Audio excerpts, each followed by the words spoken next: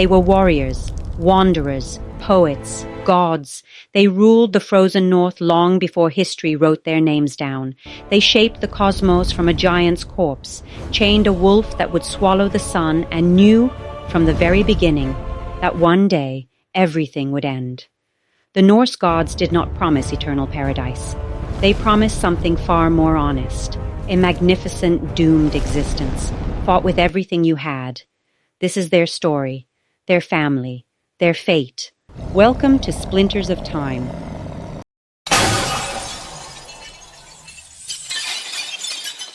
Before we begin, a word about our sources, because with Norse mythology, this matters. The Norse gods were born in the spoken word. For centuries, these stories traveled across Scandinavia as oral poetry, chanted in the halls of kings, memorized by poets called skalds. The earliest outside reference comes from the Roman historian Tacitus, who in the year 98 described Germanic tribes worshipping gods we now recognize as Odin and Tyr. Runic inscriptions from as early as the 2nd century carry divine names. The Rök Runestone in Sweden, carved around the year 800, contains mythological references still debated by scholars today. The mythology itself was first captured in verse long before it was written down. The Völuspá, the prophecy of the Seeress, is the oldest and most important poem of the Norse tradition, composed in the 10th century, 2 centuries before anyone committed it to parchment. It tells of creation, the gods, and the end of all things. The written records we rely on today were compiled in 13th century Iceland. The Poetic Edda, an anonymous collection of ancient Norse poems gathered around the year 1270, and the Prose Edda, written by the scholar Snorri Sturluson around the year 1220, the most comprehensive account of Norse mythology in existence. The problem: by then, Christianity had replaced the old faith. Snorri was a Christian scholar writing about pagan gods, faithful in many places, reinterpreted in others. In some, we simply cannot tell. What you will see here is our most honest reconstruction, built from every available source, with contradictions noted where they exist. Because in Norse mythology, the contradictions are part of the story. Before the gods, before the giants, before time itself, there was nothing. No earth, no sky, no stars, no sound, only the void. The Norse called it Ginnungagap, the yawning abyss that existed before existence. But at its edges, 2 forces took shape.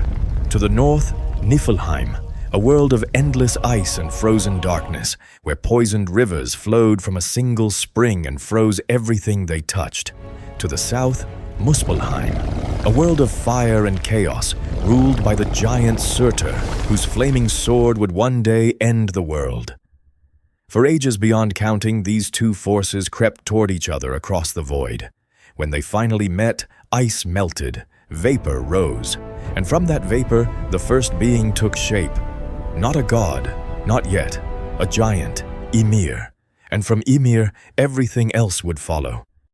At the center of this cosmos stands a tree, not a symbol, not a metaphor. A tree so vast its branches hold 9 separate worlds, realms of gods, giants, humans, the dead, and things with no name in any language. The Norse called it Yggdrasil. Its roots reach into the realm of the dead, into the land of frost giants, into the well of wisdom where Odin once sacrificed an eye just to drink. 3 wells feed its roots.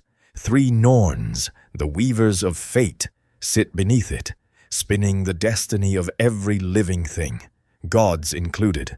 Not even the gods escape what the Norns decide. In the early ages of this world, the gods themselves went to war with each other. The Aesir, gods of power and wisdom. The Vanir, gods of fertility and nature. 2 divine tribes, ancient rivals, equally matched. The war ended not with victory, but with peace. They exchanged hostages. They merged. And from that merging came the pantheon we know today, a family forged not in harmony, but in conflict, as all great families are. Before the gods existed, there was Ymir, the first being, born not from love, not from intention, but from the collision of ice and fire in the void.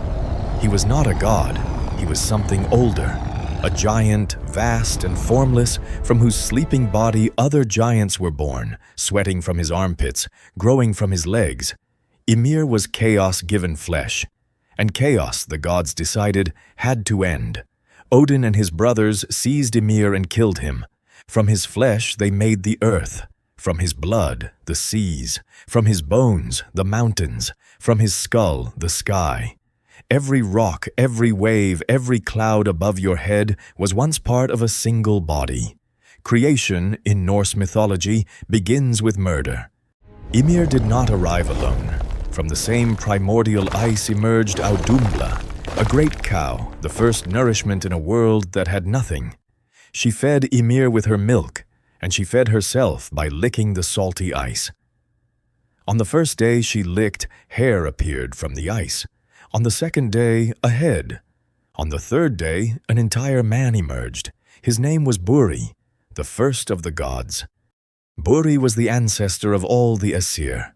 Fair of face, great and mighty, he stepped out of the ice fully formed. No mother, no father, only the slow, patient tongue of a cow and the salt of the primordial world.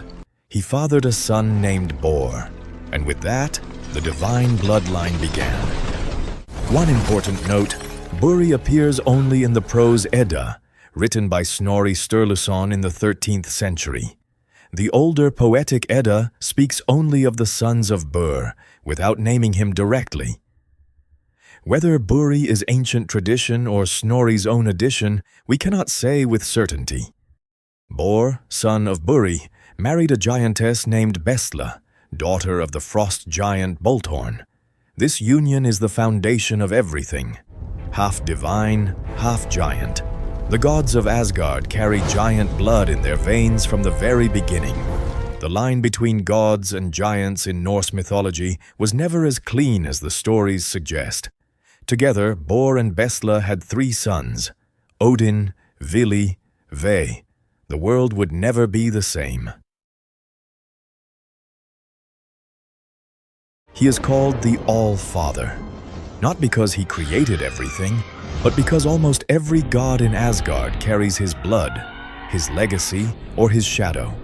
Odin is the chief of the Aesir, the ruler of Asgard, the god of wisdom, war, magic, poetry, and death.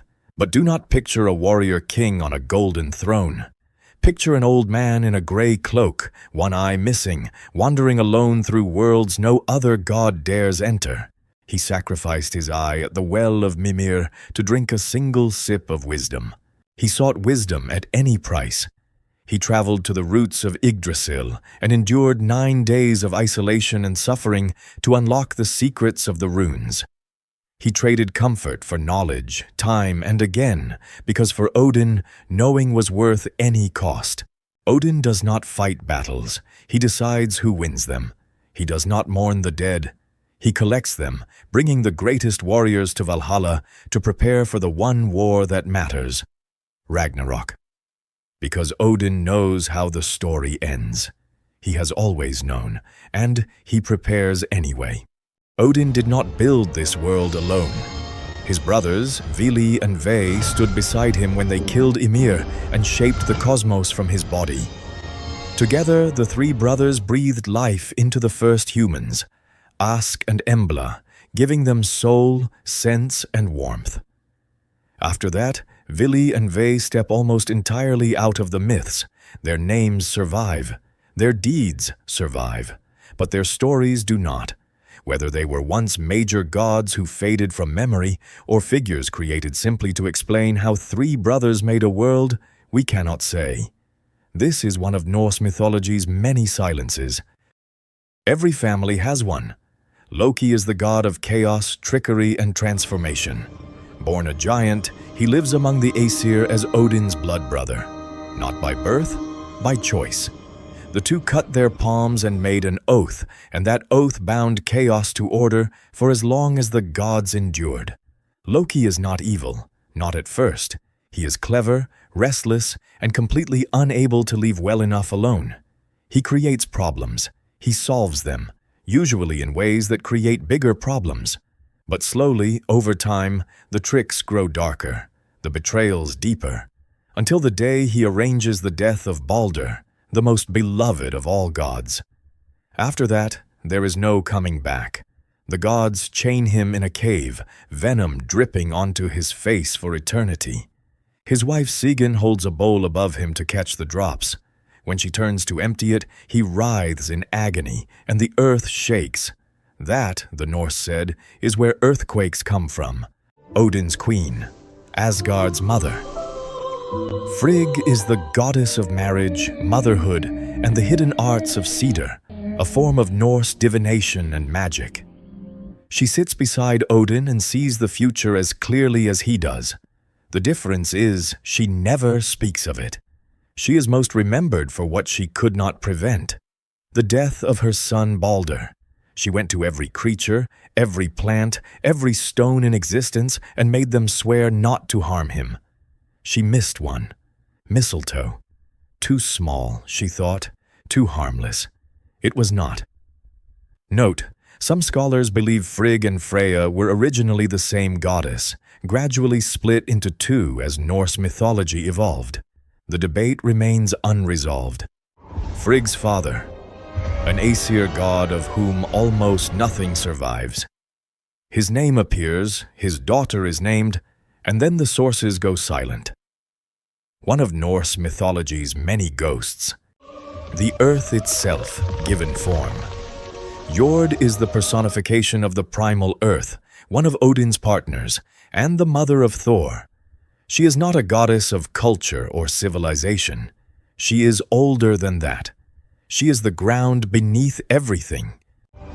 A goddess, or possibly a mortal woman, mentioned briefly in the sources as the mother of Vali, whom Odin fathered specifically to avenge Balder's death.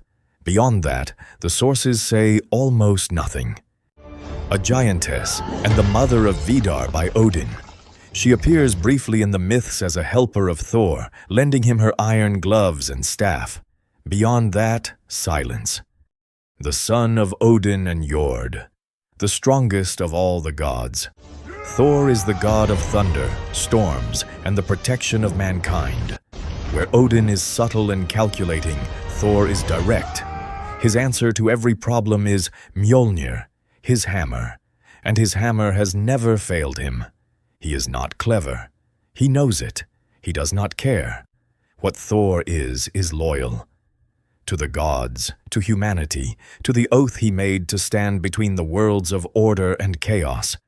Every giant he kills, every storm he rides, is one more day that Midgard survives. At Ragnarok, Thor will finally face Jormungandr, the world serpent, his eternal enemy. He will kill it. And then, poisoned by its venom, he will take 9 steps and fall. 9 steps? After a lifetime of holding the line.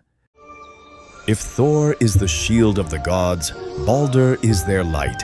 The son of Odin and Frigg, Balder is the god of beauty, radiance, and goodness. Every living thing loved him. The gods loved him. Even the giants, his enemies, could not hate him, which is why his death broke everything. Loki guided a mistletoe dart into the hands of Balder's blind brother Hodor and aimed it true. Balder fell, and with him fell something the gods could never get back. His death is not just a myth, it is a turning point, the moment the countdown to Ragnarok truly began. Balder's blind brother, a god who never meant harm to anyone. Hodor did not know what he was throwing. He did not know Loki had placed mistletoe in his hands. He did not know his brother would fall. He knew only the sound of laughter around him, the game everyone was playing, and then silence. In some sources he is killed in revenge. In others, he survives, returns after Ragnarok, and inherits a new world. The sources disagree. They often do. The swift messenger of the gods. When Balder died, it was Hermod who volunteered to ride to Hel and beg for his brother's return. He rode Sleipnir for 9 nights through darkness and came before Hel herself. She agreed to release Balder on one condition. Every being in all 9 worlds must weep for him. Every stone, every tree, every creature. They almost made it. One giantess, widely believed to be Loki in disguise, refused to weep, and Balder stayed in the realm of the dead. Note: the prose. Edda names Hermod as Odin's son. The Poetic Edda treats him more as a human hero. His divine status is debated. Born for a single purpose.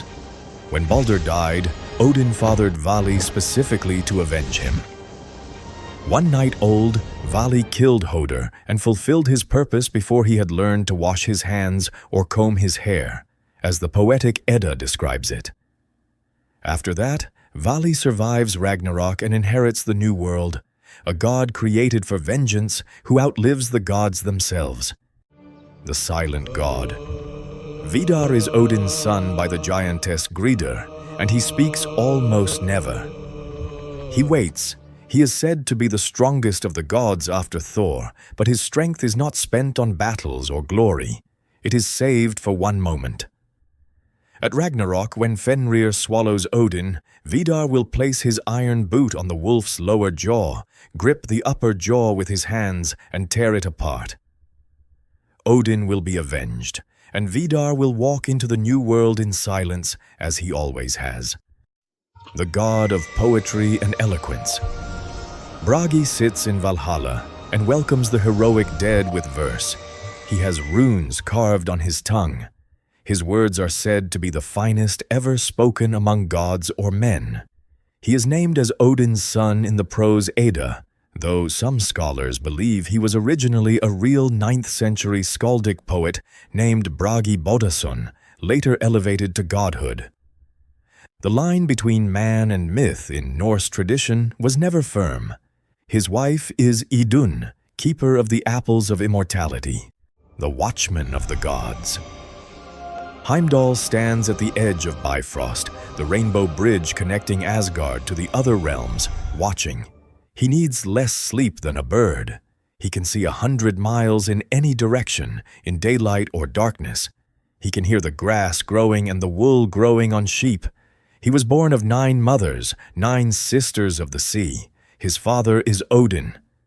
His purpose is singular, to sound the Gjallarhorn when Ragnarok begins. At the end, he and Loki will kill each other. The Watcher and the Deceiver, the first and last act of their ancient rivalry. One of Odin's companions, sent to live among the Vanir as a hostage after the Aesir-Vanir war. The Vanir thought him a great leader. He looked the part. But without Mimir beside him to whisper counsel, Hoenir could not make a single decision. The Vanir grew frustrated, beheaded Mimir, and sent his head back to Odin. Hoenir survives Ragnarok.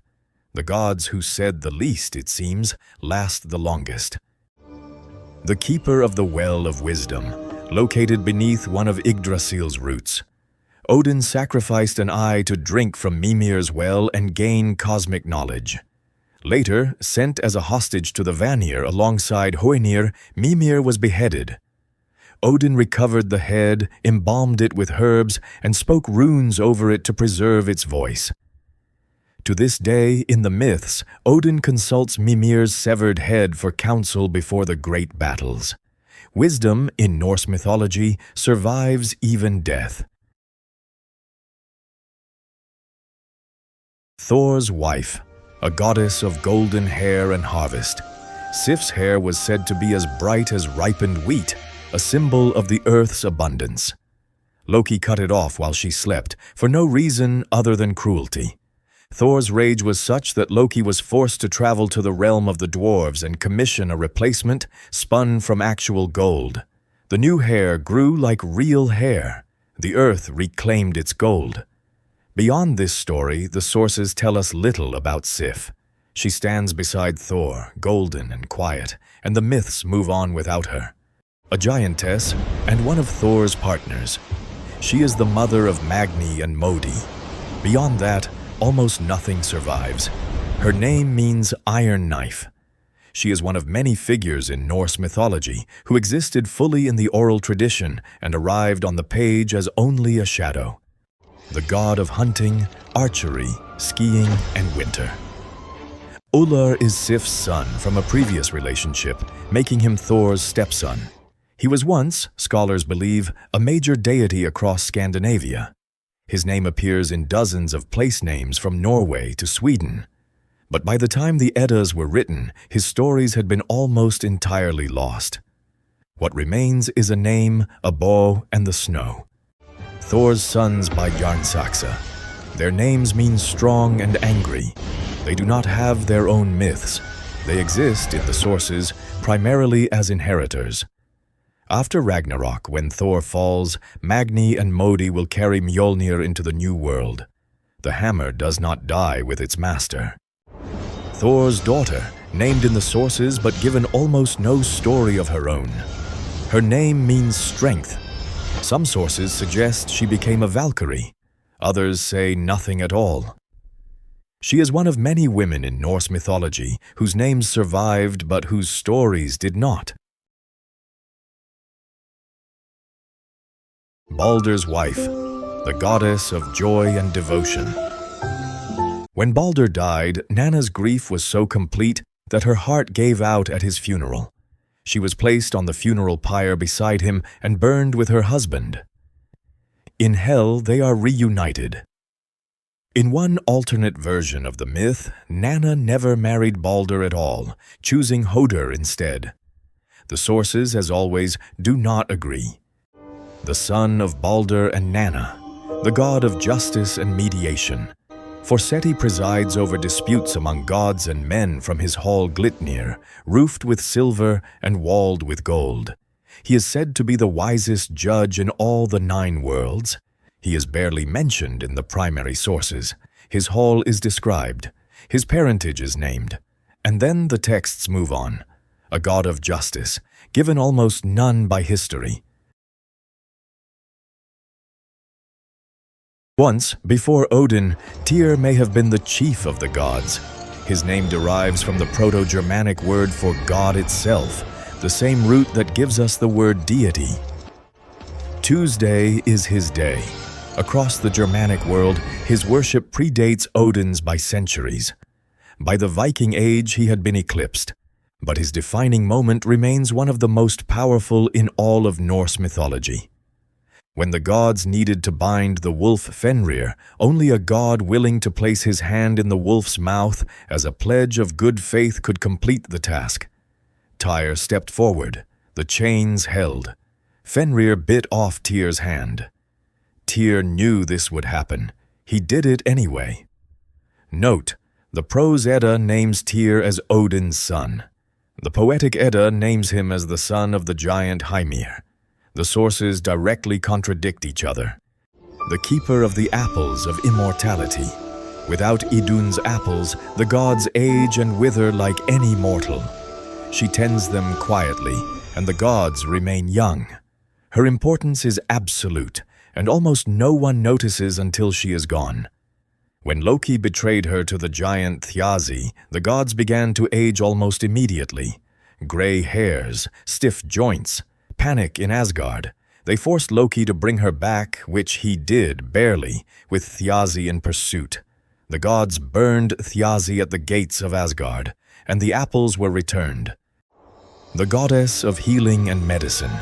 Air is listed among the Aesir goddesses in the Prose Edda, associated with medical skill above all others. Beyond that, the sources offer almost nothing. In a mythology full of war, a goddess of healing appears, and the poets forget to write her story down. A goddess of agriculture, abundance, and those who die unmarried. Gefjon's most famous myth involves her plowing an entire region of land away from Sweden and into the sea, creating the island of Zealand in Denmark. She used 4 oxen, who were her own sons by a giant. She is associated with Frigg and Freya in some sources, and may have once been a more prominent figure than the surviving texts suggest. Loki's wife, the goddess of fidelity. When the gods punished Loki, binding him in a cave with a serpent dripping venom onto his face, Sigyn stayed. She held a bowl above him, catching the poison. When the bowl fills and she must turn to empty it, The venom touches him, and the earth shakes. She did not cause his crimes. She did not leave him for them. Whether that makes her devoted or tragic, the myths do not say. A giantess who became an honorary member of the Aesir through negotiation. When the gods killed her father, Thjazi, Skadi arrived in Asgard armed for war and demanded compensation. The gods offered her a husband chosen from among them, with one condition. She could only see their feet to make her choice. She chose the most beautiful feet, assuming they belonged to Balder. They belonged to Njord, the sea god. The marriage failed. She wanted mountains. He wanted the sea. They tried and gave up. Skadi returned to her peaks. She hunts there still, on skis with a bow, alone and unbothered. A giantess of the iron wood, and Loki's partner in the darkest chapter of his story. Together they produced 3 children, each one a harbinger of the end. The gods, warned by prophecy, took all 3 from her. She is grief-bringer. Her name says everything. The wolf that will swallow the sun.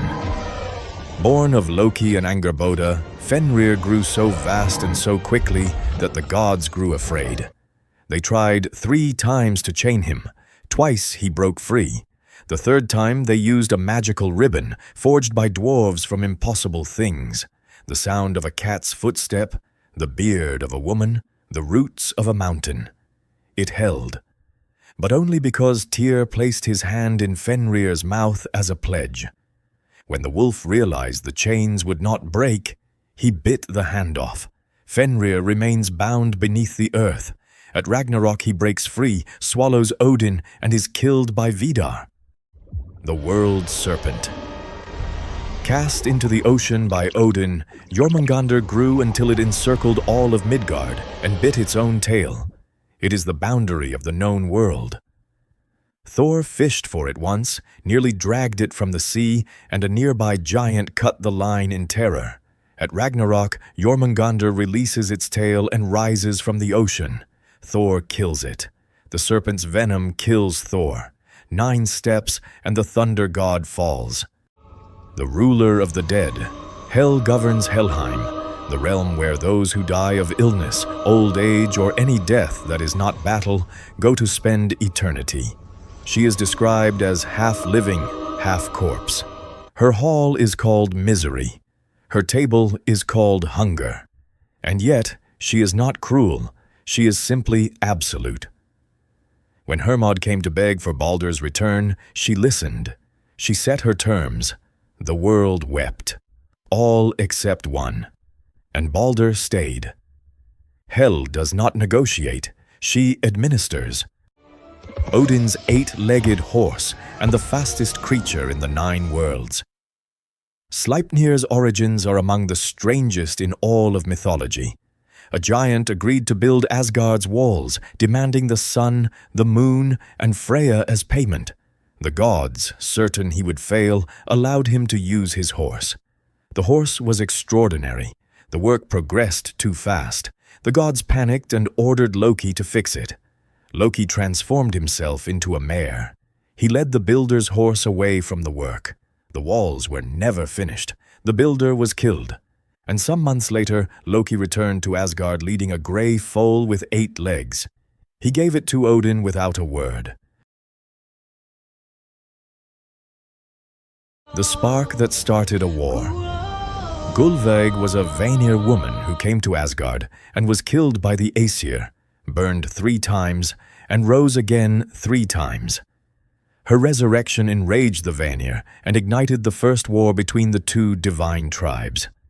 Some scholars believe Gullveig and Freya are the same figure. The texts do not confirm this. They rarely do. Born from the peace treaty itself. When the Aesir and Vanir ended their war, both sides spat into a bowl as a sign of unity.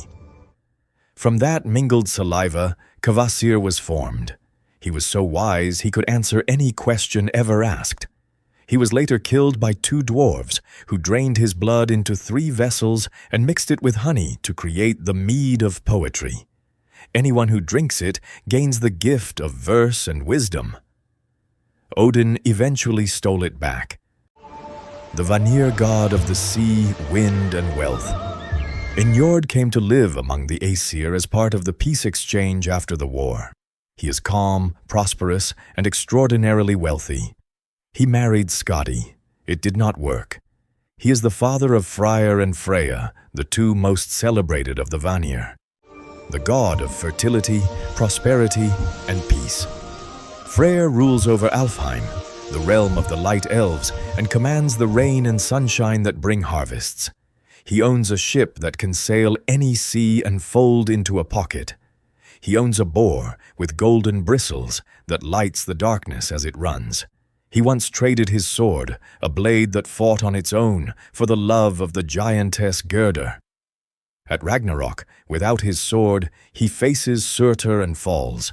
A god of peace, undone by love, killed without his greatest weapon.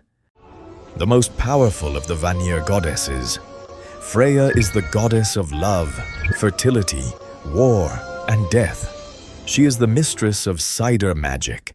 She rides a chariot pulled by cats. She weeps tears of gold when she thinks of her missing husband Odin, whose identity remains one of Norse mythology's enduring mysteries. She and Odin share the dead equally. Half of those slain in battle go to Valhalla. The other half go to Freya's hall, Folkvanger. She chooses first. Note, some scholars argue Freya and Frigg were originally the same goddess. The question remains open. Freya's husband, almost entirely absent from the myths. Odiar wanders. Freya searches for him and weeps. Some scholars believe Odin is simply another name for Odin. Others disagree. The primary sources offer no resolution. He is a mystery the Norse chose not to solve. The Lord and Lady of the Deep Ocean. Aegir rules the friendly seas, the ones that carry ships home safely. Ran rules the dangerous ones, the ones that swallow sailors. Together they host great feasts for the gods at the bottom of the ocean, their hall lit by gold. Ran collects the drowned in a net. In Norse belief, those who went to her kept some form of existence beneath the waves. They have 9 daughters, each one a different aspect of the sea. The Lord of Muspelheim, the realm of fire. Surtur is ancient. He existed before the gods, standing at the border of fire with a flaming sword, waiting. At Ragnarok, he leads the fire giants across the Rainbow Bridge, kills Freya, and sets the world ablaze. The sky burns, the earth sinks into the sea, and from that burning, eventually, something new rises. The frost giant who stole Mjolnir. Thrym hid Thor's hammer and demanded Freya as his bride in exchange for its return. The gods refused. Loki suggested an alternative. Thor would dress as the bride. Thor, famously not known for his subtlety, disguised himself, attended the wedding feast, ate an entire ox, drank 3 barrels of mead, and then grabbed Mjolnir the moment it was placed in his lap for the wedding blessing. He killed everyone at the feast. The king of the giants of Utgard, and one of the great deceivers of Norse mythology. When Thor and Loki visited his hall, Utgard-Loki set them challenges they could not win. Thor could not drain a drinking horn, could not lift a cat, could not wrestle an old woman. He lost every challenge. Then Utgard-Loki revealed the truth. The horn was connected to the ocean. The cat was Jormungandr. The old woman was old age itself. No one defeats old age, not even Thor. Urd, Verdandi, Skuld. What was, what is, what shall be. The 3 Norns sit beneath Yggdrasil at the well of fate and weave the destiny of every living thing. Gods, giants, humans. No one escapes their threads. Not Odin, not Thor, not the world itself. They do not judge. They do not mercy. They weave. The choosers of the slain. The Valkyries ride across battlefields and select who lives and who dies. Those chosen for death are carried to Valhalla, where they train for Ragnarok. They are not angels of mercy. They are instruments of a strategy that spans eternity. Odin needs an army. The Valkyries build it, one death at a time. Thought and memory. Odin's two ravens. Every morning they fly out across the 9 worlds and return to Odin's shoulders by evening, whispering everything they have seen into his ears. Odin once said he fears for Hugin when he sends them out, but he fears more for Munin. Without memory, what is thought worth? The squirrel who runs up and down Yggdrasil carrying messages between the eagle at its crown and the serpent Nidhogg at its roots. The messages are insults.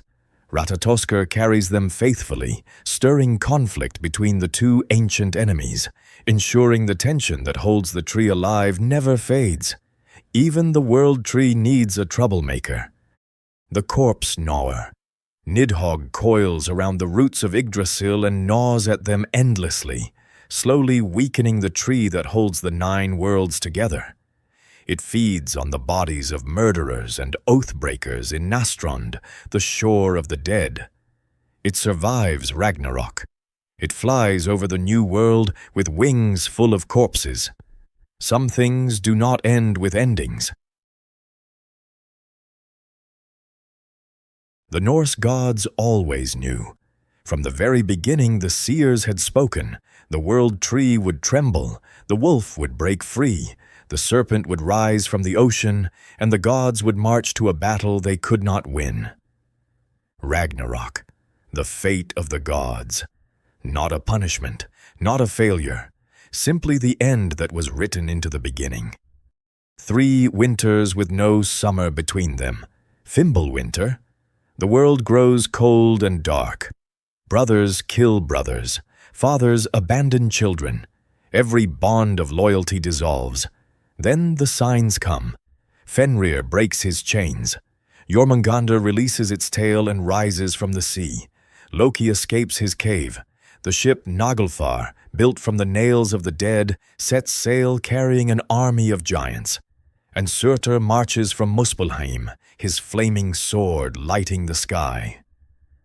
Heimdall sees it all. He raises the Gjallarhorn and sounds it across the 9 worlds. The gods awake for the last time. Odin leads the Aesir out of Asgard. The Einherjar, the warriors of Valhalla, ride beside them. Every soul collected across every battlefield in history, prepared for this single moment. It is not enough. Odin faces Fenrir and is swallowed whole. Vidar tears the wolf's jaw apart and avenges his father. Thor and Jormungandr destroy each other. 9 steps, then silence. Freyr falls to Surtur, paying for the sword he traded for love. Tyr and Garm, the hound of hell, kill each other. Heimdall and Loki meet at last. They have always been moving toward each other. They kill each other. Surtur raises his sword and sets the world on fire. The earth burns and sinks beneath the sea. And then, from the waters, the earth rises again, green and unscarred. Fields grow without being sown. The eagle returns. The waterfalls run clear. Balder returns from hell, bringing Hodor with him. Vidar and Vali survive. Magni and Modi carry Mjolnir into the new world. A man and a woman, Lif and Lifthrasir, who sheltered inside Yggdrasil through the fire, emerge and begin again. The Norse did not end their mythology with destruction. They ended it with a morning after. The gods died knowing this was coming. They fought anyway. They built Valhalla anyway. They loved, betrayed, sacrificed, and endured anyway. That is the final lesson of Norse mythology. Courage is not the absence of fate. It is what you do while you wait for it. If this journey through the Norse pantheon stayed with you, if it made you see the world a little differently, please take a moment to like this video. It costs you nothing, and it means everything to us. Subscribing keeps this channel alive. Every subscriber is another reason we get to keep making these documentaries. If you have not subscribed yet, now is the time. And talk to us. Leave a comment below. Tell us what you thought, what surprised you, what you already knew. If there is a mythology, a civilization, or a mystery you want us to explore next, tell us. We read every comment, and your ideas shape what we make. Until the next mystery, take care of yourselves. Thank you for watching.